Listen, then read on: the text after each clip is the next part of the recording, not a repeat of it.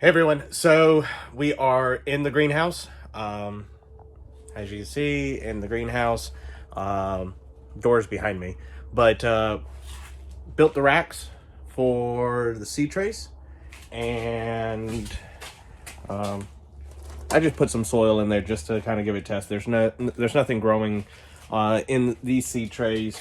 Now over here in these 3-inch pots, I got a little sedum cuttings for like babies from the sedum, also known as stone crop.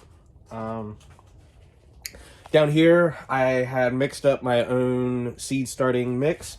It is a, let's see, 2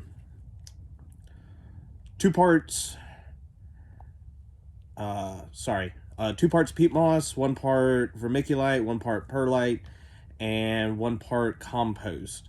I put this in my little cement mixer, mixed it up, and the peat moss itself tends to be hydrophobic, meaning that it doesn't really absorb water at first. So I went ahead and just hose this down to let it kind of get started. So it'll basically learn to soak up water. But yeah, and I just come in here and kind of stir it in as moisture's leaving it and things like that, to make sure all the peat moss, like this right here, you can kind of see it's kind of real powdery. That didn't absorb any water, so, but mixing it in and let it slowly saturate through seems to help out a lot. There's some dry stuff right there. But yeah, I've run out of the space in the greenhouse. As you tell, my citrus trees and tropicals are in here. These are Meyer lemons, and you can see, like, I got lots of lemons still developing. I've already had a few of them. They're pretty good. Even with the green tint, they still become ripe. This is also the time of year that they'll start budding and flowering, and tiny little lemons start producing like that. These are a couple weeks, actually probably about a month and a half old already. But like this little guy right here is only about 3 weeks old, since it's flowered and pollinated, and as you can tell, more flowers are budding out, so it's happy. This one here has just finished blooming. There's one little stray flower every here and every so often, but let's see. As you can see right there, little baby lemons. And then I have a kaffir lime. That one is more prized for its leaves. In culinary cooking and things like that. That one's starting to bud out, and I see one little bitty tiny lime. The limes are more round than anything else.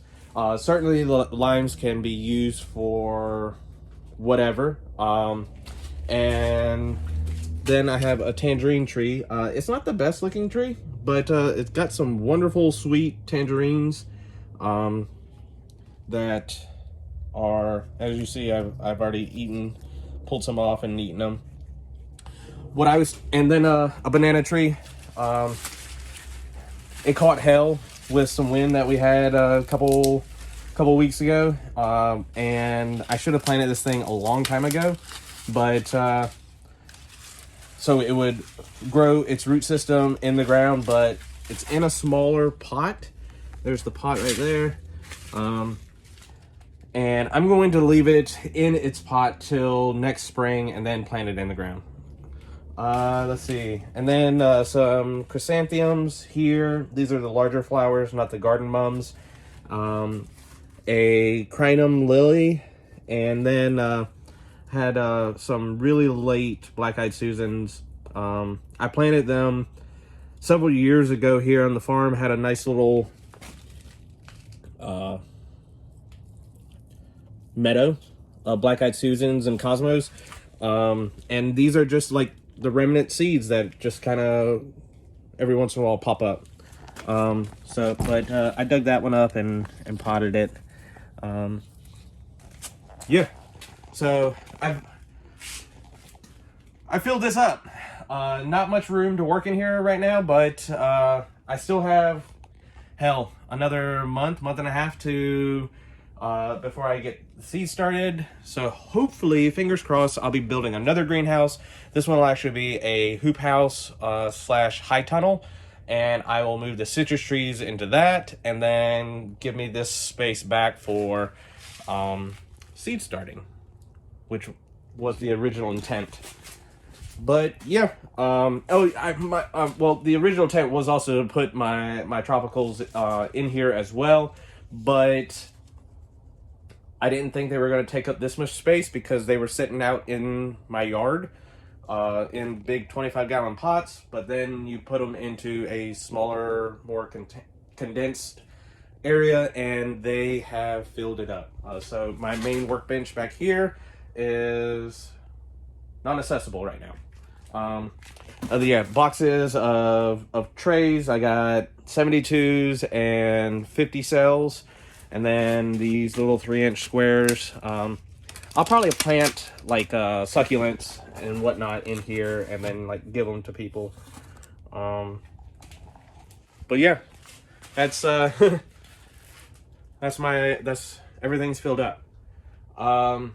So far so good. Did have to use bungee cords to pull the vents to keep them shut, and they're just hooked through the little tab up there, and then over here onto a screw.